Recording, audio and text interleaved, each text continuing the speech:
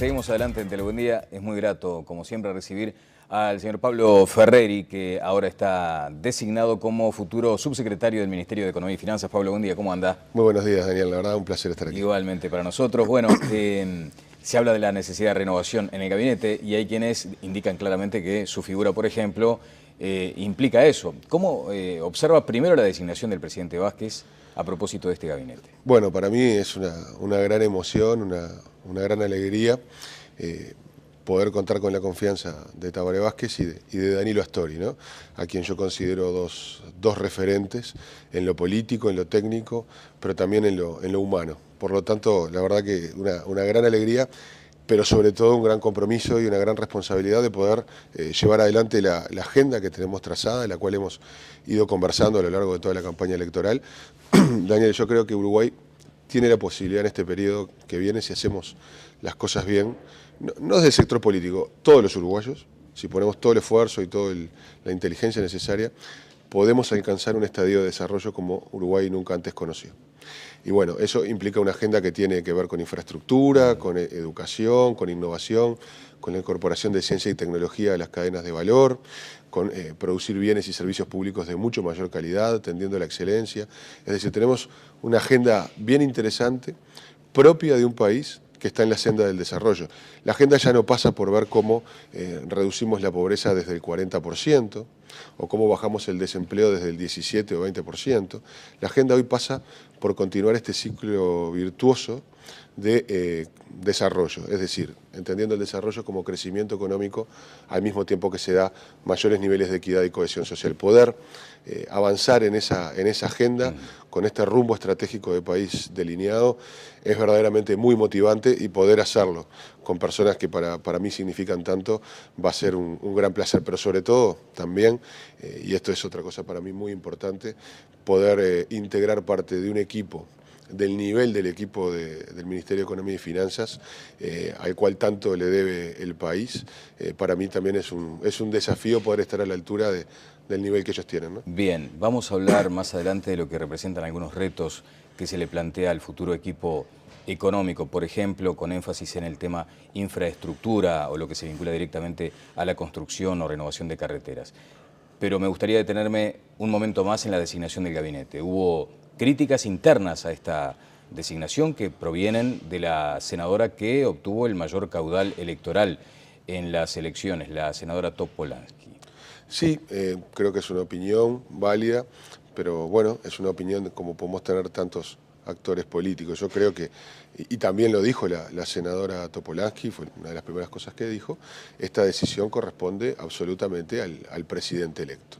Y por lo tanto, el presidente electo tomó una definición con respecto a la integración del gabinete con criterios que para mí son absolutamente compartibles. En términos políticos, movió fuerte, movió rápido y movió fuerte. Yo creo que primero que estaba en su derecho, y segundo creo que es muy bueno porque eso ya implica la posibilidad de ponerse a trabajar rápidamente, pero sobre todo, Daniel, el criterio de no utilizar una cuota política y poner a quienes se consideran más idóneos, ya sea por su experiencia, por su capacidad profesional, por su trayectoria, por los resultados que han obtenido en los lugares que se han desempeñado. A mí me parece un criterio absolutamente compartible, pero además es el criterio que empleó quien tiene la potestad de hacer esto, ¿no? Claro, o sea, con esa decisión adoptada por el presidente electo se acota el margen para la presión, se acota el margen para la negociación sobre la consideración de cuota política, ¿entiende usted?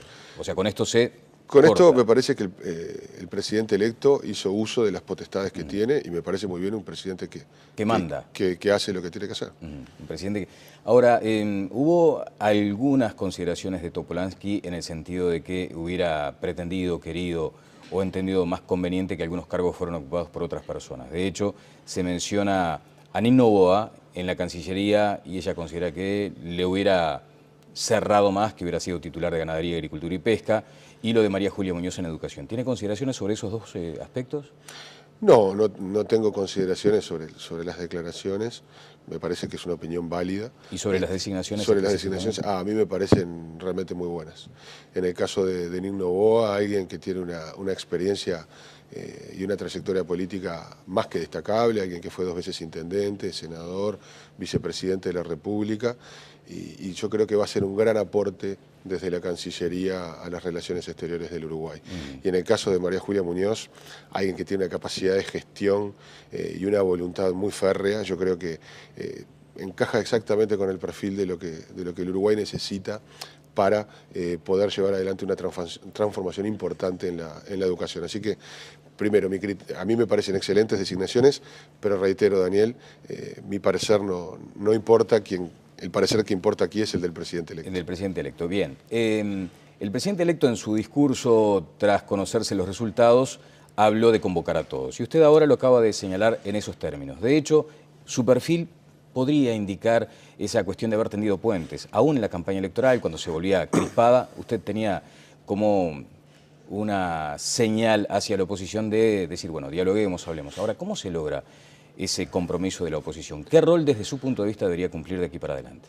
Yo creo que, Daniel, después del 30 de noviembre, sinceramente lo digo, se acabó lo de Frente Amplistas por aquí, los del Partido Nacional por allá, los del Partido Colorado un poco más allá y los del Partido Independiente por otro lado. Somos todos uruguayos, tenemos una agenda verdaderamente intensa, muy desafiante, pero a la vez motivante, porque podemos colocar a Uruguay algunos escalones más arriba en la senda del desarrollo. ¿Y por dónde? Eso, Daniel, ¿por qué vía, Pablo, eso? Porque requiere. Del dicho al hecho debe haber, en este caso, apelando al dicho, un gran trecho. Porque en realidad uno dice, bueno, qué lindo sería esa cuestión de todo el Uruguay detrás de las grandes políticas, de las políticas de Estado. Pero ¿cómo se hace? Porque debe haber una instancia, me imagino, más concreta para materializar acuerdos. Sí, eso, en primer lugar, lo fundamental, antes de las cuestiones concretas, es que todos tengamos ese espíritu. Y si bien en la campaña electoral hubo momentos de rispideces, yo creo que en general fue una campaña respetuosa por parte de los principales actores. Y los discursos, tanto de Tabaré Vázquez como de Lacalle Pou, el 30 de noviembre, realmente, francamente, me parecieron muy buenos, en la línea de mirar el país del futuro y entendiendo con la participación de todos los uruguayos. Por lo tanto, creo que el punto de partida es muy bueno. En segundo lugar, Tabaré Vázquez ya anunció que llamará a un gran acuerdo nacional, a conversar con los actores políticos, pero yo creo que tenemos que ir más allá, tal cual lo dijo Tabaré. Un gran acuerdo nacional requiere del consenso y la participación y la discusión de los grandes temas con los actores sociales, con los trabajadores, con los empresarios, con la academia, es decir, que estén todos arriba de la mesa, pero que no solo nos juntemos a conversar, lo cual ya es muy bueno, sino que esto también vaya traduciéndose en aspectos prácticos. Yo creo que ahí vamos a ir encontrando los aspectos y los caminos necesarios para poder hacerlo. Iremos viendo cómo Tabaré Vázquez va instrumentando esto, pero realmente quienes hemos estado cerca sabemos de su intención de gobernar para todos los uruguayos. Bien, ya que usted ha estado cerca y la intención, la vocación es gobernar para todos los uruguayos, ¿qué se espera de quienes se integren a este diálogo nacional en cuanto al apego al programa del Frente Amplio? O sea, ¿es una condición defender el programa del Frente Amplio aún de aquellos sectores que estuvieron en contra de ese programa o que entienden que tienen uno mejor? No, a ver, yo creo, primero que nada, el programa del Frente Amplio obtuvo un gran respaldo popular, ¿no? Por tercera vez consecutiva, el Frente Amplio obtiene mayorías parlamentarias, es la fuerza política más votada, con gran diferencia en puntos sobre la segunda. Tabaré Vázquez es el presidente electo con mayor votación en los últimos 70 años. Por lo tanto... la agenda es esa. Esa es la agenda de base y que fue la que votó la ciudadanía. Pero yo creo que eso también tiene que ser compatibilizado con escuchar a los demás. Pero se espera un compromiso de los demás hacia ese programa.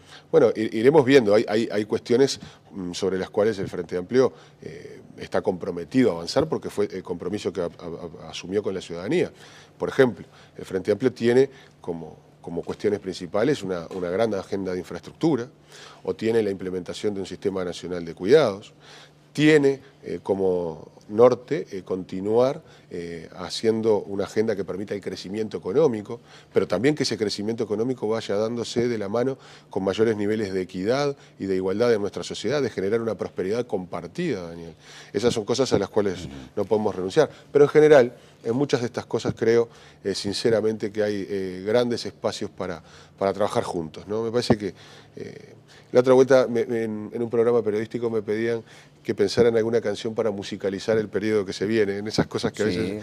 Y yo creo que hay que apelar a la canción de Jaime Ross, Vamos arriba a la celeste, ¿no? Vamos arriba a la celeste, o sea, todos juntos. Ahora, hay a veces una consideración ciertamente peyorativa respecto a lo que es la distribución de cargos, ¿no? A veces la gente, el ciudadano común y corriente, considera que aquello de la repartija se da en estas circunstancias, cuando se está preparando un futuro elenco de gobierno. Desde su punto de vista, en esa materia, ¿cómo debería articularse una solución para que también se integre la oposición? Bueno, yo creo que, por ejemplo, la intención de Vázquez en su primer gobierno, la intención de Mujica en el segundo periodo de gobierno progresista, marca a las claras que la disposición a la integración de la oposición en diferentes lugares ha estado y han ejercido el rol. Yo creo que hay un doble rol. Por un lado, un rol de control, que creo que es necesario, más allá de que institucionalmente están los organismos necesarios para controlar, pero me parece que es bueno que la oposición esté en esos lugares, pero yo creo que debemos ser más ambiciosos como país. Coyunturalmente hoy el Frente Amplio es gobierno y los otros partidos son oposición, pero creo que con mirada estratégica quienes estén en la oposición no solo tienen el derecho a controlar, sino también, por decirlo de alguna manera, el derecho y el deber de aportar ideas para el mejor del país. Y creo que en eso vamos a estar. Bien, ¿es más complejo el frente interno que el externo para el presidente electo en cuanto a la conformación parlamentaria y a la posibilidad de que una vez más se vuelva a insistir con ese proclamado giro más a la izquierda? No, no creo, Daniel, en absoluto. Tenemos un programa único, los frente amplistas discutimos de frente, a veces de manera áspera, pero con mucha franqueza y mucho compañerismo. Termina eso en una síntesis política, que es el programa del Frente Amplio, programa que está elaborado y pronto desde noviembre del 2013. Por lo tanto, esto nos ha unido y nos ha encolumnado detrás de este proyecto político. Ese programa único es el que vamos a tratar de llevar adelante, por lo cual yo no avisoro problemas internos. Y realmente, de todos los sectores del Frente Amplio hay una gran comunión en avanzar en la senda del desarrollo, por lo cual yo creo que vamos a trabajar más que bien. ¿El programa es una línea de trabajo, es un rumbo que puede ir adaptándose en función de los tiempos que vengan? Bueno, yo creo que hay compromisos políticos realmente fuertes, sí, los cuales no son promesas electorales. Claro, cuando el presidente Vázquez dice, Daniel, son compromisos. Cuando dice respetaré cada punto y cada coma del programa de gobierno, hay quienes entienden nada más que el programa debe ser como un rumbo, pero que luego puede llegar a prestarse a modificaciones. Ahí es donde muchos advierten la eventualidad de ciertas presiones en la interna del Frente Amplio para modificarlo. A ver, el programa del Frente Amplio es, como te decía, uno. Ese programa es el que vamos a llevar adelante, cuenta con el aval de todos los sectores del Frente Amplio. Por supuesto, hay tiempos para ir avanzando en los diferentes aspectos. Y esto es algo que hemos conversado siempre también. Hay veces que debemos avanzar lento pero firme para que los avances y sobre todo el bienestar de la gente, porque esto se trata del bienestar de los ciudadanos en definitiva, no tenga marcha atrás. Por lo tanto, el rumbo está trazado, Daniel. Bien. Bueno, se modera el crecimiento, hay allí un déficit fiscal latente, un espacio fiscal acotado y hay que gastar más. ¿Cómo se resuelve esta ecuación? Sí, en primer lugar, como tú decías, la economía va a seguir creciendo a tasas algo menores de lo que ha venido haciéndolo en los últimos años. Pero ese crecimiento está esperado en el entorno del 3%, lo cual es una gran noticia para el Uruguay. El promedio de crecimiento de la economía uruguaya en el siglo XX fue del 1% del PIB. O sea que estamos diciendo que aún en desaceleración, Daniel, Uruguay va a crecer al triple del promedio del siglo XX. Por lo tanto, es un muy buen número para Uruguay, que además destaca por encima del crecimiento del promedio de la región. Uruguay ha logrado, producto de las políticas públicas aplicadas y del esfuerzo de todos los uruguayos, desengancharse de la región en varios aspectos. Y esto viene a colación de lo que siempre se dice del viento de cola. El viento de cola que fue igual para todos los países de la región, pero hay que saber aprovecharlo con políticas públicas de calidad. Y eso es lo que ha hecho Uruguay. Luego, el déficit fiscal debe ser mirado también en el contexto de otros indicadores, como por ejemplo las reservas que tiene el país, el crecimiento, el perfil de la deuda, el reperfilamiento de la deuda en moneda nacional. Es decir, Uruguay tiene una situación fiscal sólida y sostenible. Ahora bien, esto no implica que debamos relajarnos en el cuidado de las cuentas públicas. El equipo económico que está actualmente en funciones ha tenido un desempeño notable en estos aspectos y en esa senda debemos continuar trabajando. Ningún proyecto de país que tiende al desarrollo o que tiene una agenda para el desarrollo prospera en el desorden. Por lo tanto, el Frente Amplio, como ha sido su rasgo distintivo en estos 2 periodos de gobierno, va a trabajar con rigurosidad y con meticulosidad para tener cuentas públicas ordenadas, que son una base, no son un fin en sí mismo, son una base para poder avanzar en otros aspectos.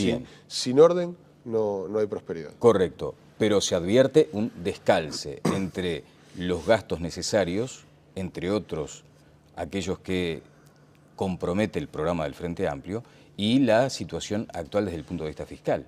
Hay como una suerte de desequilibrio allí. No, bueno, nosotros vamos a trabajar para tener o poder cumplir con varios objetivos. En primer lugar, continuar teniendo la casa en orden. En segundo lugar, la posibilidad de ir moderando el déficit fiscal. Nosotros entendemos que es un déficit absolutamente manejable, pero que es deseable y debemos tomar acciones en esa línea de ir paulatinamente reduciendo. Y en tercer lugar, ver cómo los ingresos pueden continuar creciendo para poder apuntalar estos aspectos. Pero reitero, continuando el círculo virtuoso de crecimiento con equidad, es que vamos a entender estas cuestiones. Y reitero, dando certezas, previsibilidad y confianza en la economía, que es lo que precisamos todos los uruguayos. Concreta la pregunta, ¿por dónde entra más plata a la caja? Bueno, nosotros, por un lado, esperamos niveles de crecimiento que van a continuar agregando recursos. Por otro lado, también la reducción de la informalidad y la evasión van a permitir continuar teniendo niveles crecientes de recaudación sin aumentar los impuestos, que es algo que tanto el presidente electo, el vicepresidente electo y el ministro de Economía designado han anunciado a lo largo de la campaña electoral. Y en esto hemos tenido una experiencia notable en Uruguay. La tasa de evasión del IVA pasó del 40 al 13% en aproximadamente 10 años, Daniel, y eso permitió obtener recursos importantes. Tenemos todavía un camino para recorrer y en el cual avanzar para poder conseguir allí recursos que ya están marcados por ley. Pero además tiene otro punto importante de la reducción de la evasión y el combate de la informalidad, y es que las reglas de juego sean claras para todos. Eso me parece que hace a una economía y sobre todo a una sociedad sana. Bueno, si me permite, tal vez no sea feliz la comparación, pero con el tema del IRPF, digamos que la política pretendía jugar a la quiniela y terminó sacando la lotería. Eran unos pesitos lo que se esperaban y el volumen fue muy importante, mucho más importante. Bueno, en primer lugar... Una precisión sobre eso. No fue un juego de azar, fue algo muy pensado, muy meditado. Digo para que la gente comprenda la idea, ¿no? O sea, ustedes esperaban determinado monto que vendría a resolver una cantidad de problemas y obtuvieron uno bastante superior. Y eso, Daniel, permitió poder avanzar y ser más ambicioso en cuestiones que hacen al apuntalamiento de nuestra sociedad. Bien. Colaborar a través de políticas públicas en mejorar el presupuesto de la educación, en mejorar el presupuesto de la salud, avanzar en el combate de la pobreza, en la eliminación de la indigencia, en generar condiciones para que los uruguayos puedan prosperar en su vida, ha sido posible gracias a la posibilidad de un presupuesto. Bueno, ¿y se resigna desde ese punto de vista recaudación para llegar a esa promesa o ese compromiso electoral de revisar el IRPF? ¿Por cuál vía? Bueno, en primer lugar, las medidas que fueron anunciadas en su momento tienen que ver, por ejemplo, con el desenganche del aguinaldo y el salario vacacional a la hora del cómputo del IRPF anual. O sea, en 2015, digamos, cuando lleguemos a esas instancias, ya va a aplicarse esta medida. Bueno, eso lo vamos a ir definiendo en las próximas semanas, mientras vayamos trabajando, y el ministro de Economía y Finanzas, Daniel Astori, será el encargado de anunciarlo. Pero estas medidas, Daniel, junto con la posibilidad de deducir los aportes patronales del servicio doméstico para el IRPF, que tiene además como significado el incentivar la formalización de este mercado de trabajo, que ha venido mejorando en estos aspectos enormemente, o la posibilidad de una deducción por cuota hipotecaria o por alquilar en el IAS, al igual que ya existe en el IRPF, son medidas que tienen un costo fiscal que entre todas ellas estarán en el entorno de los 20 a 25 millones de dólares y que se compensan con la recaudación esperada del impuesto al patrimonio del impuesto primario del sector agropecuario. Por lo tanto, allí en total estamos en medidas fiscales que tienen costo cero. Nosotros ahí fuimos muy cuidadosos y no prometimos cosas que no podemos cumplir, porque en esto sí quiero ser enfático: el Frente Amplio, cuando se compromete, cumple. Bueno, quiere decir que en ese aspecto ya los anuncios vendrán por el lado de Danilo Astori. Ayer decía, por ejemplo, y ya que usted menciona el asunto laboral o salarial, hablaba el presidente de la Unión de Exportadores respecto a rigidez en el mercado laboral y que eso compromete muchas veces lo que podría llegar a ser la mayor generación de empleo, y es más, podría significar dificultades adicionales como para mantener el actual nivel de empleo. Bueno, yo creo que ahí tenemos que trabajar de manera importante. No visualizamos un escenario tan dramático y tan inflexible como el que en algunos casos se puede opinar que existe. Sí creo que tenemos que ir incorporando en la agenda aspectos de productividad, ¿no? Para que sea una discusión que no solo en la salarial, sino en otras agendas, esté cada vez más arriba de la mesa. La productividad en el corto plazo es muy importante, en el largo plazo, Daniel, es absolutamente imprescindible. Y Uruguay ha ido ganando en el campo de la productividad varios lugares. Esto producto también de las inversiones que hemos recibido, que han traído, sobre todo la inversión extranjera, nuevas tecnologías de producción, nuevas formas de organización empresarial.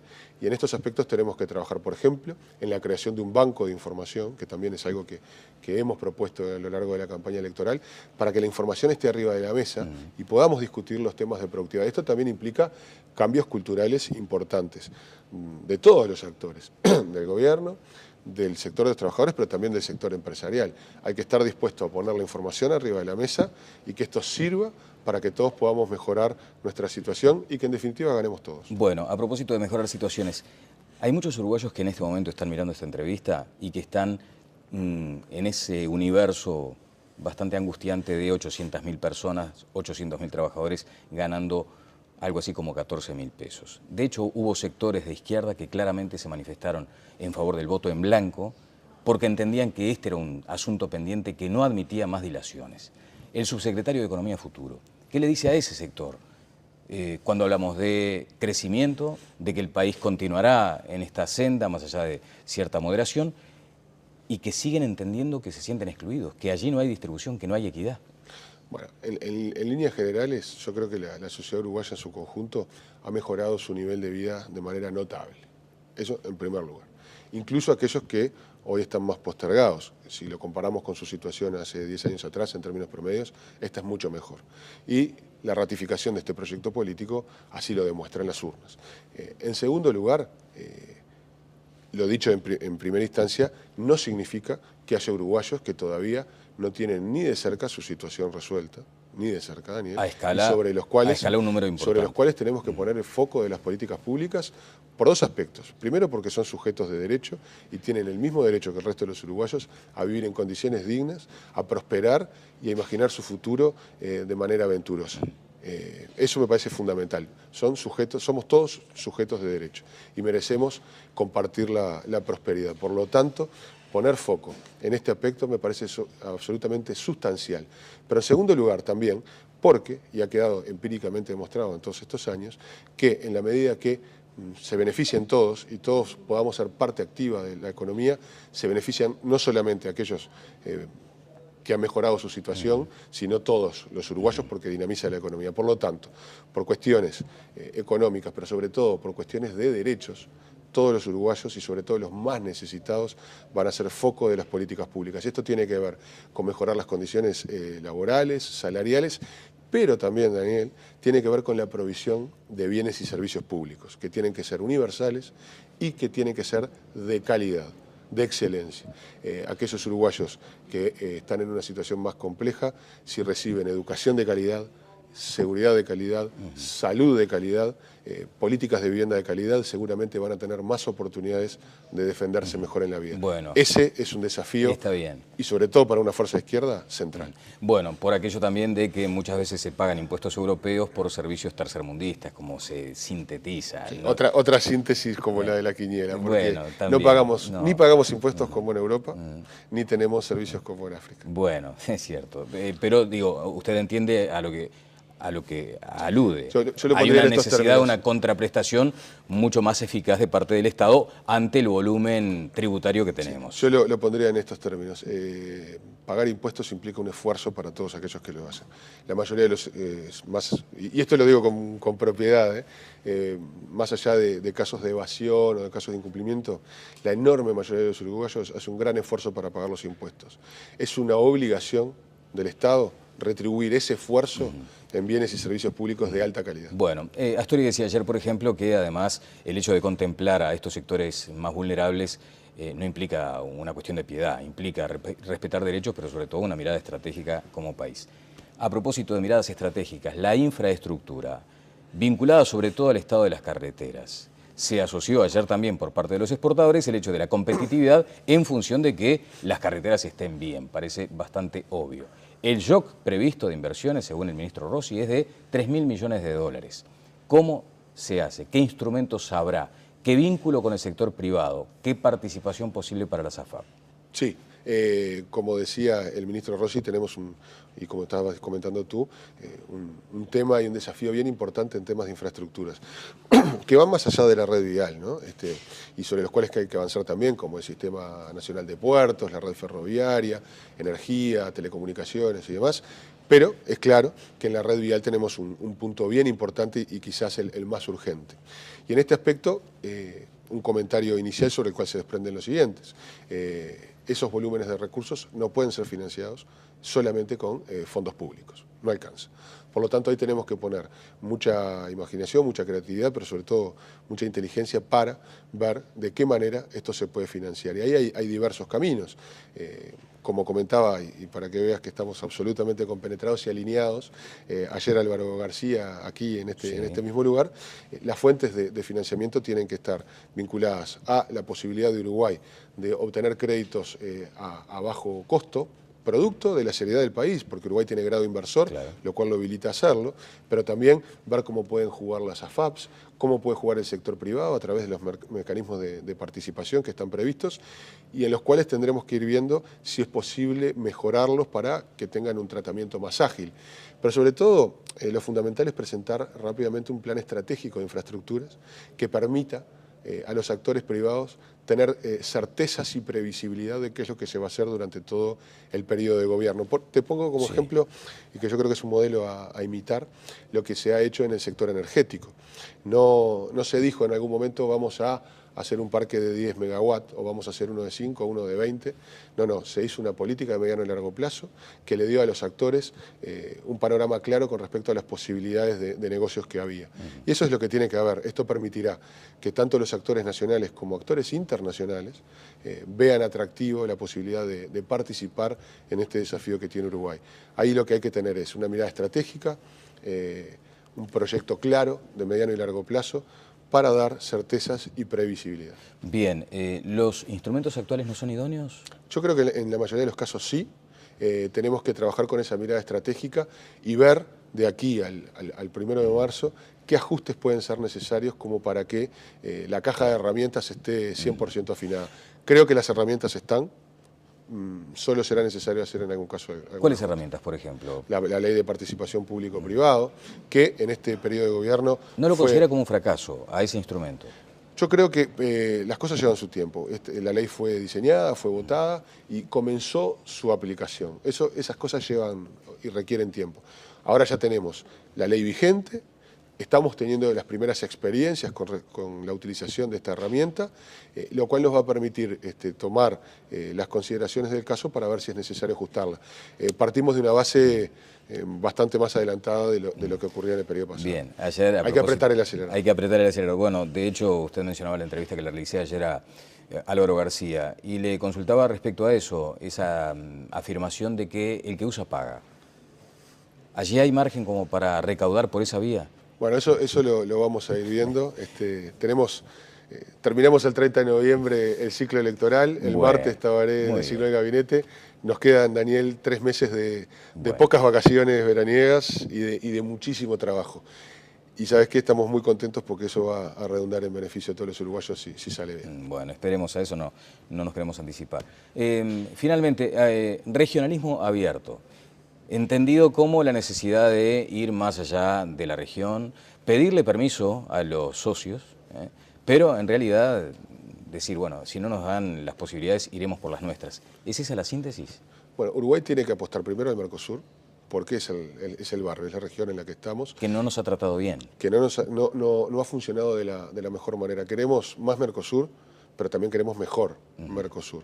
Sobre todo porque necesitamos continuar colocando la producción que tiene más valor agregado, que en términos generales es colocada en la región. Pero también un país de las características de Uruguay, por su reducida dimensión, necesariamente tiene que ser un país abierto al mundo. Y todas sus acciones en materia de inserción internacional tienen que estar orientadas a abrir cada vez más mercados y con más facilidades de acceso. Por lo tanto... ¿Con el Mercosur o a pesar del Mercosur? Con el Mercosur y teniendo la posibilidad de generar acuerdos con otros bloques, como por ejemplo está haciendo el propio Mercosur con la Unión Europea, y ver qué otras posibilidades hay. En eso yo creo que, y ahí vuelvo al inicio de la entrevista, creo que Nick Noboa va a dar una mano grande en estas cuestiones. Ya marcó la cancha, ¿no? De hecho, lo llamó Timerman y se van a reunir los cancilleres actuales con el futuro, porque dijo claramente, bueno, acá les doy si me dan, o una cosa similar. En fin. Ya estamos todos trabajando en nuestras respectivas áreas, haciendo honor al jingle, al eslogan de campaña, Uruguay no se detiene. Uruguay no se detiene. Tuvieron que cambiar aquel otro, ¿no? El del principio, el vamos bien. Fueron etapas de la campaña, y esto es bien interesante verlo, y yo creo que Invernicia hizo una gran campaña, porque no hay que ver los pedacitos de la película, sino que hay que ver la película en su conjunta. Salió muy bien y los resultados están a la Bueno, muy bien. ¿La transición será relativamente fácil en economía? En economía hay un equipo que yo, siendo respetuoso de todos los demás, creo que es el Dream Team. Y ese equipo al cual tanto le deben los uruguayos va a ser el que va a seguir manejando las cuestiones en el área económica. ¿Algunos de ellos van a quedar integrados al gabinete de economía, digamos? Van a ser todos parte del equipo.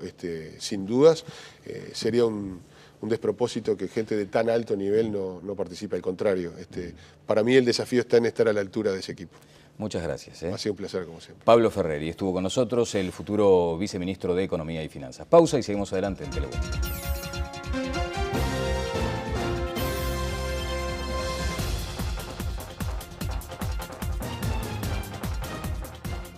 Ya sea por su experiencia, por su capacidad profesional, por su trayectoria, por los resultados que han obtenido en los lugares que se han desempeñado. A mí me parece un criterio absolutamente compartible, pero además es el criterio que empleó quien tiene la potestad de hacer esto, ¿no? Claro, o sea, con esa decisión adoptada por el presidente electo se acota el margen para la presión, se acota el margen para la negociación sobre la consideración de cuota política, ¿entiende usted? O sea, con esto se... Con esto me parece que el presidente electo hizo uso de las potestades que tiene, y me parece muy bien un presidente que manda, que hace lo que tiene que hacer. Un presidente Ahora, hubo algunas consideraciones de Topolansky en el sentido de que hubiera pretendido, querido o entendido más conveniente que algunos cargos fueron ocupados por otras personas. De hecho, se menciona a Nick Noboa en la Cancillería y ella considera que le hubiera cerrado más, que hubiera sido titular de Ganadería, Agricultura y Pesca, y lo de María Julia Muñoz en Educación. ¿Tiene consideraciones sobre esos dos aspectos? No tengo consideraciones sobre las declaraciones. Me parece que es una opinión válida. ¿Y sobre las designaciones? Sobre las designaciones, a mí me parecen realmente muy buenas. En el caso de Nick Noboa...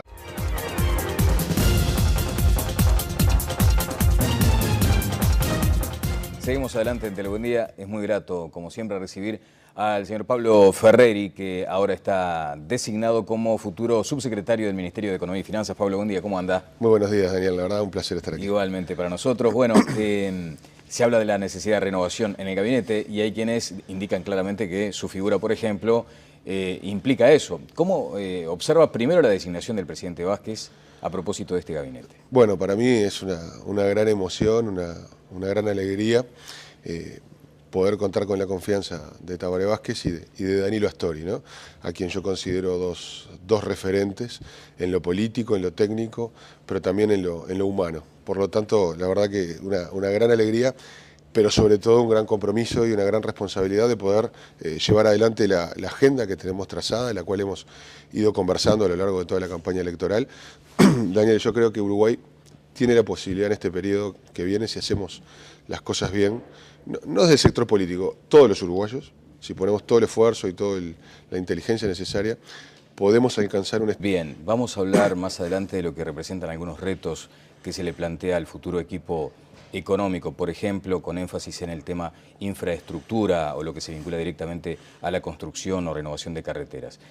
Pero me gustaría detenerme un momento más en la designación del gabinete. Hubo críticas internas a esta designación que provienen de la senadora que obtuvo el mayor caudal electoral en las elecciones, la senadora Topolansky. Sí, creo que es una opinión válida, pero bueno, es una opinión como podemos tener tantos actores políticos. Yo creo que, y también lo dijo la senadora Topolansky, fue una de las primeras cosas que dijo, esta decisión corresponde absolutamente al presidente electo.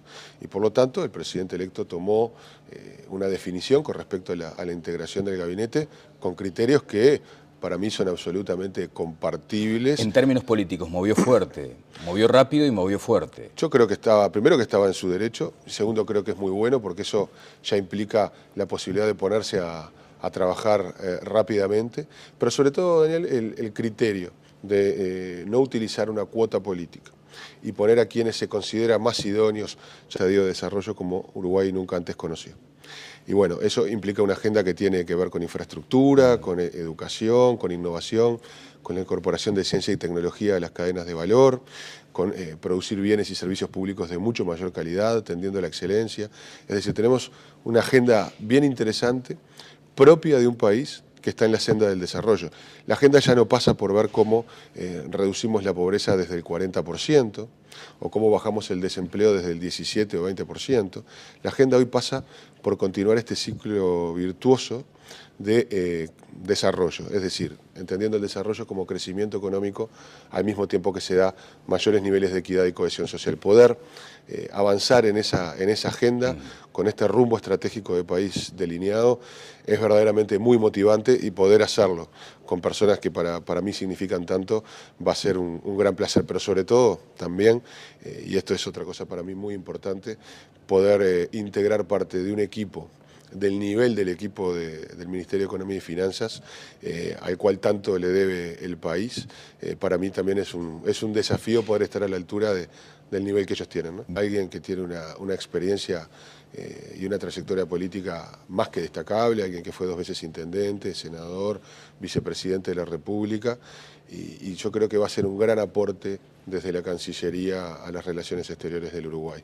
Y en el caso de María Julia Muñoz, alguien que tiene una capacidad de gestión y una voluntad muy férrea, yo creo que encaja exactamente con el perfil de lo que el Uruguay necesita para poder llevar adelante una transformación importante en la educación. Así que, primero, a mí me parecen excelentes designaciones, pero reitero, Daniel, mi parecer no importa el parecer que importa aquí es el del presidente electo. El del presidente electo, bien. El presidente electo en su discurso, tras conocerse los resultados, habló de convocar a todos. Y usted ahora lo acaba de señalar en esos términos. De hecho, su perfil podría indicar esa cuestión de haber tendido puentes. Aún en la campaña electoral, cuando se volvía crispada, usted tenía como una señal hacia la oposición de decir, bueno, dialoguemos, hablemos. Ahora, ¿cómo se logra ese compromiso de la oposición? ¿Qué rol desde su punto de vista debería cumplir de aquí para adelante? Yo creo que, Daniel, después del 30 de noviembre